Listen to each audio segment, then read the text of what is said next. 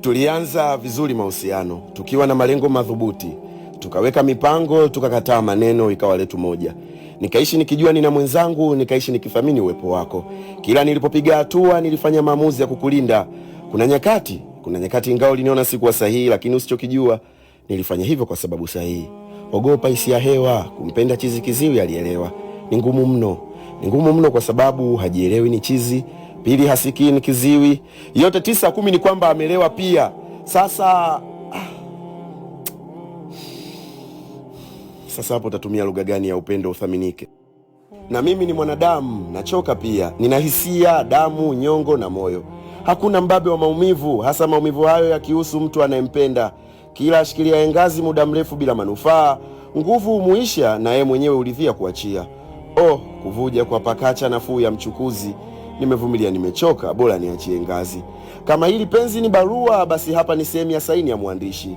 Ina maana tupo mwishoni mwa safari hii, unaweza kwenda mpendwa. Kama hili penzi ni majira, basi ni kipindi cha kiza totolo. Acha tu niende nikatafute mwanga nje. Ninachojua mahusiano ni sehemu ya kukimbilia, si pa kupakimbia. Ukiona mtu amekufa na kiu mtoni, jiulize kuhusu maji. Ukiona nakubali tuishie hapa, ujue chochote kingine sihitaji. Mwisho wa kila hadithi ni mfadhaiko wa moyo, hasa ikiwa mhusika unayempenda sana kwenye hadithi kafa. Sitasubiri mahusiano yaniue, unaweza kwenda mpendwa. Nimeapa kutojutia juhudi zangu, sababu nilizitoa kwa nia njema, hata kama nilijitoa kwake hakuzithamini. Kila inapofika nukta ya sentesi, mwandishi ana maamuzi mawili: aishie hapo au aendelee. Mimi nimechukua uamuzi namba 1 wa kuishia hapa. Acha maisha mengine yaendelee. Najua hata ua zuri linaweza ota pabaya. Huenda nipo sehemu isiyo sahihi, sababu kiasi cha juhudi nilichokitoa ni kikubwa kuliko manufaa ya moyo wangu. Niambie, ni nani anayeweza subira kwenye hamna? Inauma sana ukishindwa kujua uvumilie au uende. Kabla sijachelewa sana, nimeamua niende. Najua moyoni mwako nimeacha stakabadhi ya wema wangu. Utanikumbuka tu.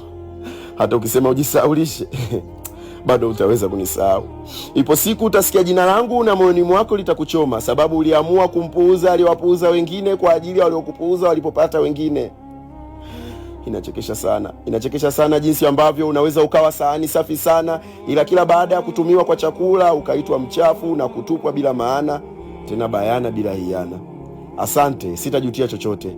Kwangu ilikuwa ni kama shule. Acha niendelee na safari nikiwa na experience mpya ya mapenzi. Ingawa wimbo huu wa mahusiano unaliza, ila nashukuru nimemaliza kuuimba. Na naapa